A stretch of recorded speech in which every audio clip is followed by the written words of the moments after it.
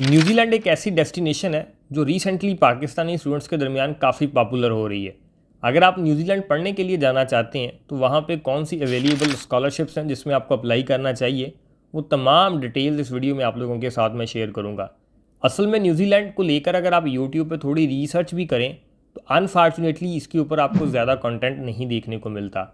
और कुछ लोगों ने तो इसके ऊपर जो वीडियोस भी अपलोड कर रखी हैं उसमें कुछ पाकिस्तानी कंसल्टेंट भी हैं जो बच्चों को कुछ ऐसे स्कॉलरशिप्स के बारे में भी गाइड कर रहे होते हैं जिसमें Pakistani students even though eligible भी नहीं अप्लाई करने के लिए।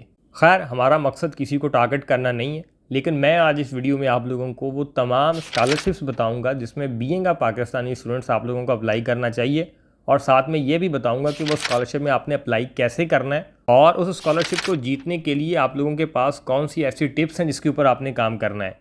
और साथ में अगर आप लोग स्कॉलरशिप के अलावा न्यूजीलैंड जाना चाहते हैं तो आपके कितने अखराजात हो सकते हैं वो भी इसी वीडियो में आप लोगों को सारा कुछ बता दूंगा। तो लिहाजा अगर आप लोग बैचलर के लिए न्यूजीलैंड जाना चाहते हैं, यानी आप लोगों ने 12 पास कर ली हैं, उसके बाद न्यूजीलैंड को कंसिडर कर रहे हैं, तो इस वीडियो में आप लोगों के तमाम सवालात कवर हो जाएंगे।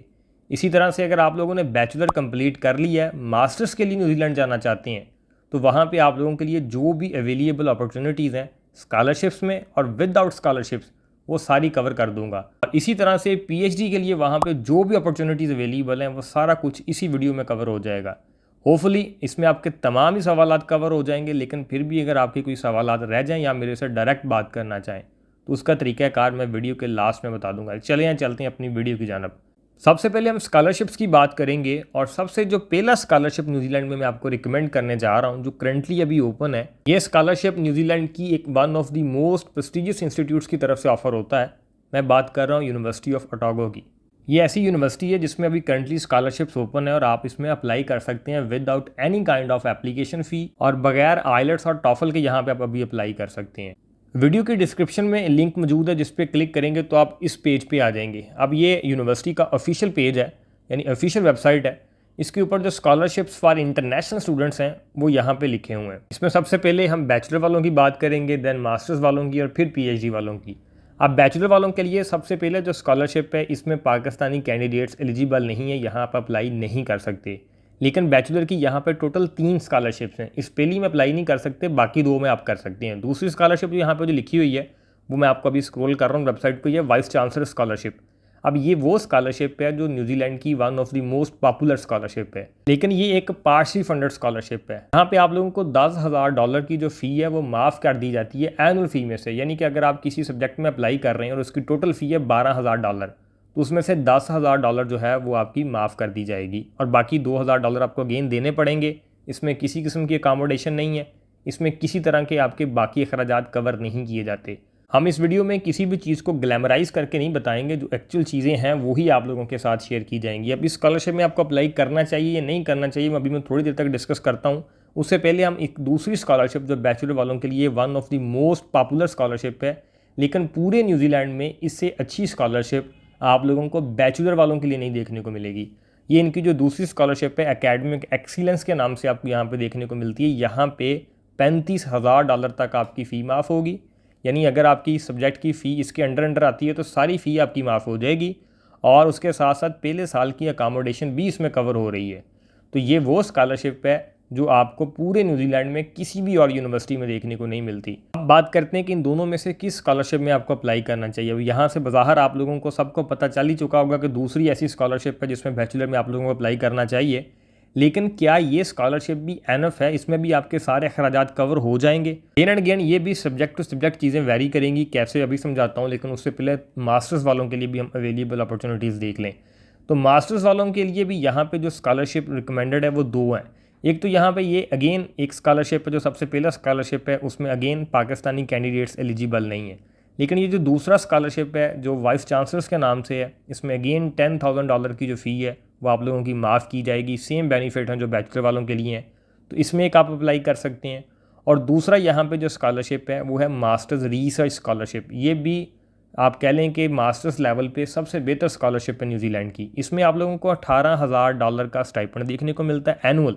इसके साथ साथ $35,000 तक आपकी जो ट्यूशन फ़ी है वो भी माफ़ होती है।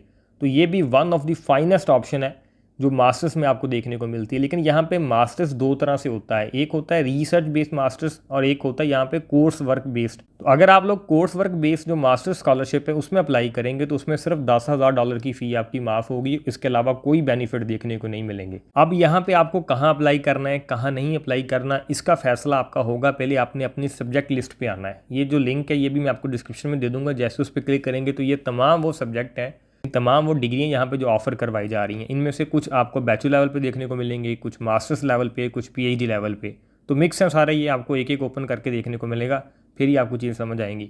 तो जैसे हम इस पर एक प्रोग्राम पे क्लिक कर लेते हैं, जैसे मैंने यहाँ पे कंप्यूटर साइंस पे क्लिक कर लिया है। जैसे हम कंप्यूटर साइंस के ऊपर क्लिक करेंगे तो आपके सामने इस तरह का इंटरफेस आएगा।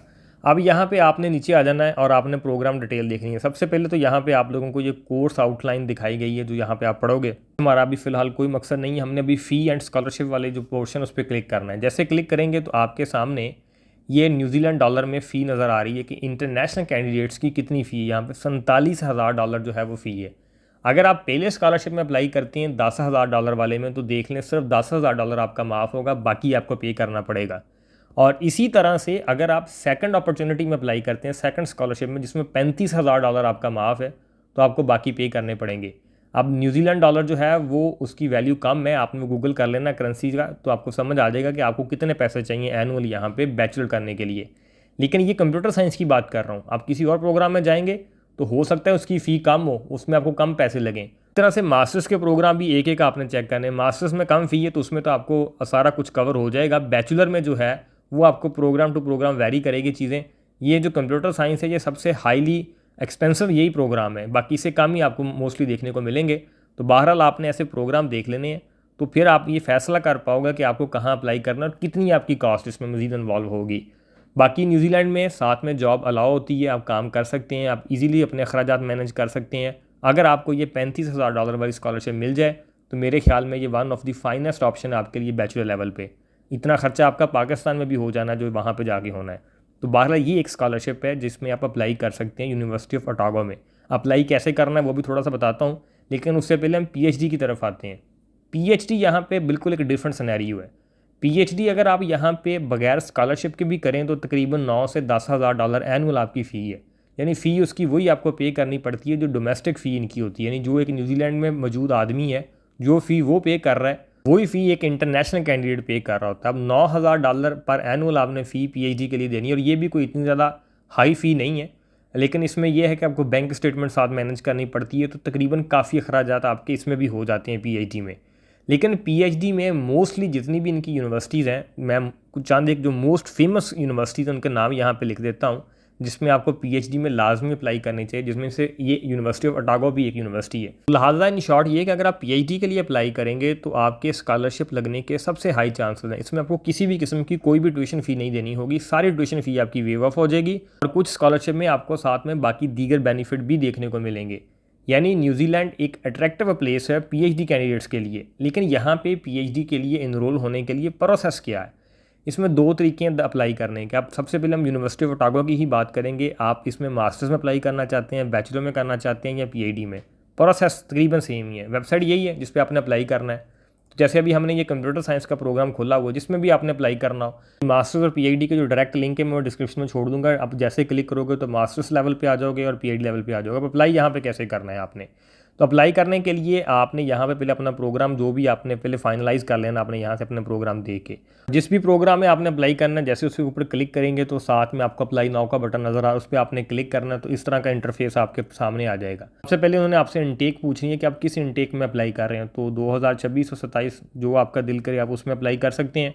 तो जैसे आप यहाँ पे जैसे 2026 सेलेक्ट कर लें तो उसके बाद आपका इस तरह से पेज आ जाएगा जिसमें आपने अकाउंट क्रिएट करना है। अकाउंट क्रिएट करते वक्त सिर्फ एक चीज़ का ख्याल रखना है कि ईमेल यहाँ पे वही देनी है जो आपका नाम के स्पेलिंग है। यानी अगर आपका नाम में बिलफर्ज बिलाल है तो आपकी ईमेल में भी बिलाल ही आना चाहिए। यानी ये ऐसा नहीं है कि ईमेल जो है वो किसी और नाम से बनी हुई है और आपका अपना ज़ाती नाम किसी और नाम के साथ है, तो फिर अकाउंट क्रिएट यहाँ पे नहीं होगा।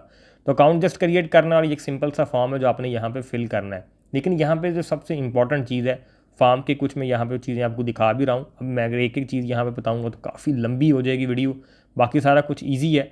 लेकिन यहाँ पे एक चीज़ मैं आपको क्लियर कट कर बता देना चाहता हूँ कि यहाँ पे जो सबसे पूछे जाने वाला सवाल है, बैचलर लेवल पे तो कोई ऐसी कॉम्प्लिकेशन नहीं है, सिंपल फॉर्म है, आपने ये फिल करना है और फिल करके आप अपने चांस का वेट करना है। पहले आपको एडमिशन लेटर मिलेगा और उसके बाद ही फिर स्कॉलरशिप यहाँ पे कंसिडर होगी। लेकिन यहाँ पे मास्टर्स और पीएचडी वालों के लिए ये सिनेरियो है कि अगर आप रिसर्च बेस्ड प्रोग्राम अप्लाई कर रहे हैं मास्टर्स में या पीएचडी में, तो यहाँ पे एक काफ़ी सवाल पैदा होता है सुपरवाइज़र को लेकर। तो मैं आपको बताता जाऊँ कि जो वो कैंडिडेट के चांसेस सबसे ज़्यादा हाई हैं जो सुपरवाइज़र्स को पहले ही फाइनलाइज़ करेंगे, यानी आप प्रोफेसर की एक्सेप्टेंस लेटर हासिल करेंगे, आपको पता होगा मेरा फ़लाँ सुपरवाइज़र है, और सुपरवाइज़र से बातचीत करने के लिए आपको उसको ईमेल करनी पड़ेगी। ईमेल करने का वही तरीकाकार है जो मैं आपको अपनी प्रीवियस वीडियो में चाइना के स्कॉलरशिप में बताया था। तो जिन लोगों को अभी ईमेल करने का नहीं पता तो वो जाके चाइना वाली स्कॉलरशिप वाली वीडियो देख लें, उसी से आपको आइडिया हो जाएगा। तो आपने अपने प्रोफेसर से कम्युनिकेट करना है अपने एक रिसर्च प्रपोजल के साथ। पहले आपने अपनी सिर्फ CV भेजनी होती है, अगर वो एग्री करता है देन फर्दर आपने प्रपोजल और बाकी सारी डिस्कशंस करनी है, और देन फिर बाज़ औक़ात आपको आपका जो सुपरवाइज़र है वही गाइड कर देता है कि आप स्कॉलरशिप के लिए किस तरह से वहाँ पे अप्लाई करें और किस तरह से आपको वो मिल जाएगी। तो इसका सबसे ईजीएस्ट वे यही है कि आप एक्सेप्टेंस लेटर हासिल करें, और वही आपके लिए बेनिफिशियल ज़्यादा है। लेकिन वो कैंडिडेट जो ईमेल्स नहीं करना चाहते उनके लिए भी यहाँ पे ये ऑप्शन है, फिर यूनिवर्सिटी बाय डिफ़ॉल्ट आपको कोई सुपरवाइज़र अलॉट कर देती है, वो इसी फॉर्म में आपको नज़र आ जाएगा। जैसे आपको कोई सुपरवाइज़र का नाम यहाँ पे नज़र आए, आप उससे पहले जाके उसकी प्रोफाइल देखें। आपने यहाँ पे जो आपने अपना रिसर्च इंटरेस्ट के बारे में लिखना है, तो जब आपको बंदे का पता चलेगा कि फ़लाँ आदमी है, बेशक आपकी उसके साथ कोई कम्युनिकेशन हुई है या नहीं हुई, तो आपने यहाँ पे जो रिसर्च इंटरेस्ट अपना लिखना है तो वो वही लिखना है जो उनका है आगे सुपरवाइज़र का, ताकि वो आपका और उनका जो रिसर्च इंटरेस्ट है वो मैच हो सके और आप यहाँ पे फिर स्कॉलरशिप जीतने के हाई चांसेस हों। लेकिन रिकमेंडेड यही है कि आप पहले कम्युनिकेट करके आएँ, या यहाँ पे सिलेक्ट करने के बाद जाके भी कम्युनिकेट कर सकते हैं। तो समहाउ ये एक तरीकाकार है यहाँ पे न्यूजीलैंड में स्कॉलरशिप का, मास्टर्स और पीएचडी का। बैचलर के लिए ऐसा कोई सिनेरियो नहीं है, आपने अप्लाई करना है। लेकिन ये बात आप ज़रूर अपने जहन नशीन कर लें कि यूनिवर्सिटी ऑफ ओटागो एक ऐसी यूनिवर्सिटी, अगर आपका यहाँ दाखिला हो जाता है चाहे बैचलर, मास्टर, पीएचडी के लिए, तो ये आपके लिए एक वर्ल्ड फेमस यूनिवर्सिटी है। तो one of the best opportunity आपके लिए, आपको ज़रूर इसमें अप्लाई करना चाहिए। अब इसके बाद एक और यूनिवर्सिटी के स्कॉलरशिप अभी ओपन है जो सिर्फ बैचलर और मास्टर्स वालों के लिए है, यूनिवर्सिटी ऑफ विकाटो। अब यहाँ पे भी जो स्कॉलरशिप अभी ओपन है वो है vice chancellor's international excellence scholarship. इसमें भी तकरीबन $10,000 से लेकर $15,000 तक जो फ़ी है वो उसमें आपको माफ़ी मिल सकती है, और इसमें भी अप्लाई करने का इंतहाई आसान तरीकाकार है। लेकिन ये है सिर्फ बैचलर मास्टर्स वालों के लिए। इसमें आपने ये एक इनकी वेबसाइट पर जाना है और सिंपल अकाउंट क्रिएट करना और आपने अपना प्रोसेस कंप्लीट करना है। इसके भी कुछ स्क्रीनशॉट यहाँ पे मैं कुछ वीडियो का प्रोसेस आपको दिखा दूंगा। अगर ये सारा कुछ आप खुद कर सकते हैं, कोई रॉकेट साइंस नहीं है। खुद ये कोशिश करें बजाय किसी के पास जाने से, क्योंकि जो कोशिश आप अपने लिए खुद करेंगे वो कोई दूसरा आपके लिए नहीं कर सकता। तो आपके लिए रिकमेंडेड ये है कि आप खुद अपने लिए इसमें अप्लाई करें। बाकी इसके बाद कुछ और यूनिवर्सिटीज़ भी हैं, जैसे यूनिवर्सिटी ऑफ ऑकलैंड है, वहाँ भी आपको यही इसी तरह के सेम स्कॉलरशिप देखने को मिलते हैं। वहाँ भी इंटरनेशनल स्टूडेंट एक्सीलेंस स्कॉलरशिप होता है, उसमें भी 10,000 से लेकर आपको 15,000 तक ट्यूशन फ़ी माफ़ होती है। लेकिन वहाँ पे पीएचडी वालों के लिए भी ये सेम स्कॉलरशिप अवेलेबल है जो यूनिवर्सिटी ऑफ ओटागो में अवेलेबल है। उसमें भी तकरीबन $35,000 तक आपको जो फ़ी है और उसके साथ स्टाइपेंड और बाकी सारा कुछ देखने को मिलता है। और इसी तरह से कुछ और यूनिवर्सिटीज़ भी हैं, मैं यहाँ पे नाम लिख देता हूँ। इन तमाम यूनिवर्सिटीज़ में पाकिस्तानी स्टूडेंट्स जो हैं वो एलिजिबल हैं। इसमें से ज़्यादातर स्टूडेंट्स जो हैं वो एलिजिबल हैं फॉर पीएचडी तो तकरीबन इन तमाम में आपको फुली फंडेड स्कॉलरशिप देखने को मिलेंगे। मास्टर्स में आपको ट्यूशन फ़ी यानी पार्शियल फंडेड देखने को मिलेंगे, और बैचलर के जो हैं वो लिमिटेड ऑप्शन है, जिनमें से सबसे फाइनेस्ट ऑप्शन जो है वो मैंने आपको ऑलरेडी बता दी और एक्सप्लेन कर दी है। तो आपको उसमें अप्लाई करना चाहिए। तो ये है यहाँ पे सिनेरियो अगर आप स्कॉलरशिप्स देखें। इसके अलावा बाकी भी यहाँ पे कुछ स्कॉलरशिप्स हैं, लेकिन उनमें ज़्यादातर पाकिस्तानी एलिजिबल नहीं है। इसे न्यूजीलैंड गवर्नमेंट स्कॉलरशिप्स हैं, एक्चुअल नेम यहाँ पे आपको नज़र भी आ रहा होगा। इसमें पाकिस्तानी कैंडिडेट्स एलिजिबल नहीं है अप्लाई करने के लिए। अगर कोई आदमी आपका इसमें अप्लाई कर रहा है तो पाकिस्तान की अभी फ़िलहाल उस लिस्ट में शामिल नहीं है जो उन्होंने अपनी ऑफिशियल वेबसाइट पर जाकर दी हुई है। तो लिहाजा यहाँ आप अप्लाई नहीं कर सकते। यानी कि यहाँ पे स्कॉलरशिप हासिल करने का एक ही तरीकाकार है कि आप यूनिवर्सिटी बेस्ड स्कॉलरशिप में अप्लाई करें, और उसमें भी ज़्यादा आपके हाई चांसेस हैं पीएचडी लेवल पे, अगर आप फुली फंडेड की अपॉर्चुनिटी देख रहे हैं। अगर आप एचईसी की वेबसाइट पे भी जाएं तो वहाँ भी न्यूजीलैंड की कुछ यूनिवर्सिटीज़ को उन्होंने रिकमेंड किया हुआ है। आप उनके नाम, मैं ये ऑफिशियल उनकी पेज वहाँ पे दिखा देता हूँ, यहाँ से आप खुद चीज़ें अपनी वीडियो को पॉज करके रीड आउट कर सकते हैं। तो पीएचडी वालों के लिए हाईली रिकमेंडेड है, but there is no shortcut. ये जो बाकी चीज़ें लोगों को ग्लैमराइज करके लोग बता रहे हैं कि भाई किसी प्रपोजल की ज़रूरत नहीं है, किसी एक्सेप्टेंस लेटर की ज़रूरत नहीं है, तो सब बकवास है। यहाँ पे आपको एक्सेप्टेंस लेटर की ज़रूरत पड़ती है, प्रोफेसर से बातचीत करनी पड़ती है। अलबत्ता ये ऑप्शन ज़रूर आपको मिल जाती है कि आप शॉर्टलिस्ट होने के बाद कम्युनिकेट करें, जब तक आप और आपके सुपरवाइज़र जो हैं वो ऑन पेज नहीं है, आप एक टॉपिक पे नहीं आ रहे, तो हाउ इट इज़ पॉसिबल कि आपकी जो पीएचडी है वो वहाँ पे शुरू हो सके। तो लिहाजा ये चीज़ें ज़रूरी हैं। कि इसके बाद आइलेट्स और टॉफल का भी यहाँ पे बताता चलूँ कि इन तमाम स्कॉलरशिप्स में आप शॉर्टलिस्ट हो सकते हैं without any kind of IELTS and TOEFL. यानी यूनिवर्सिटी की कोई रिक्वायरमेंट नहीं है आइलेट्स और टॉफल को लेकर कि आप आइलेट्स और टॉफल करें देन ही हम स्कॉलरशिप आपको देंगे। ऑफ कोर्स अगर आपके पास आइलेट्स है तो आपके चांसेस ज़रूर ज़्यादा होते हैं, लेकिन न्यूजीलैंड की अगर आप इमिग्रेशन की बात करें, यानी वीज़ा प्रोसेस की बात करें, तो उसके लिए आइलेट्स, पीटी, टॉफल रिकमेंडेड है। उसके बगैर आपका वीज़ा नहीं लगेगा। लिहाजा आइलेट्स या टॉफल या पीटी ये तीनों एक्सेप्टेबल हैं, आपको बाद में देने पड़ेंगे अगर आप अभी नहीं भी देते। न्यूजीलैंड जाने के लिए ये ज़रूरी हैं उनके वीज़ा प्रोसेस के लिए।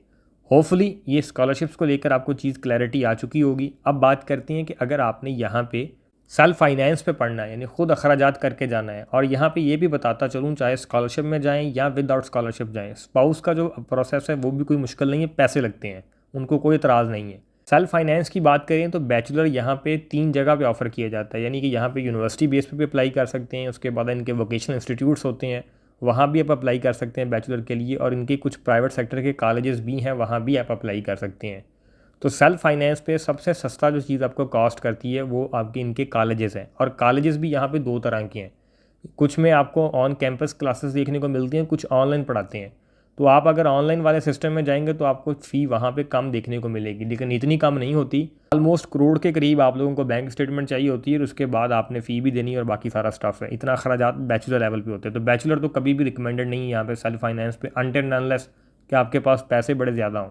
उसके बाद मास्टर्स लेवल पे भी आप लोगों के तकरीबन 10 से 20 लाख रुपए कम अखराजात होंगे ये बैचलर से, लेकिन तकरीबन ये भी आपको 70-80 लाख रुपए की बैंक स्टेटमेंट और बाकी यूनिवर्सिटी की फ़ी वगैरह, या अगर आप कॉलेज से कर रहे हैं तो कॉलेज की फ़ी वगैरह आपको देनी पड़ेगी। एनुअल फ़ी ऑलमोस्ट $30,000 के करीब करीब आपको पड़ती है। यहाँ पे आपको 1 साल के मास्टर्स प्रोग्राम देखने को मिल सकते हैं, और उसके बाद फिर आप अपना काम धंधा करें और पीआरशिप की तरफ जा सकते हैं। तो यहाँ पे पीएचडी का मैं ऑलरेडी बता चुका हूँ।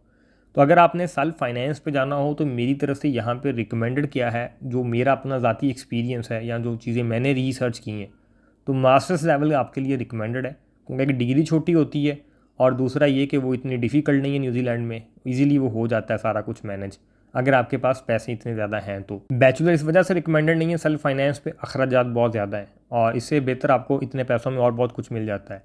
और पीएचडी भी इसी वजह से रिकमेंडेड नहीं है कि जितने आपने अखराजात लगा के जाना है, और पीएचडी इटसेल्फ वहाँ पे एक अच्छी खासी हेक्टिक है, और फिर बाद में बड़े मसाइल बनते हैं। तो पीएचडी से फिर बेहतर है कि आपने पैसे ही लगा के जाना है, तो फिर मास्टर्स में चले जाए। होपफुली इसमें सारे सवालात आपके कवर हो चुके होंगे। अगर आप मेरे से डायरेक्ट बात करना चाहते हैं तो इंस्टाग्राम पे या ये दिए गए नंबर व्हाट्सएप के ऊपर अपनी कॉल बुक करवा सकते हैं, और डिस्क्रिप्शन में आपको एक व्हाट्सएप चैनल का लिंक मिल जाएगा, वो लाजमी ज्वाइन कर लीजिएगा। उसमें जितनी भी लेटेस्ट अपडेट्स होती हैं रिगार्डिंग स्कॉलरशिप्स में मैं शेयर करता रहता हूँ। Thank you.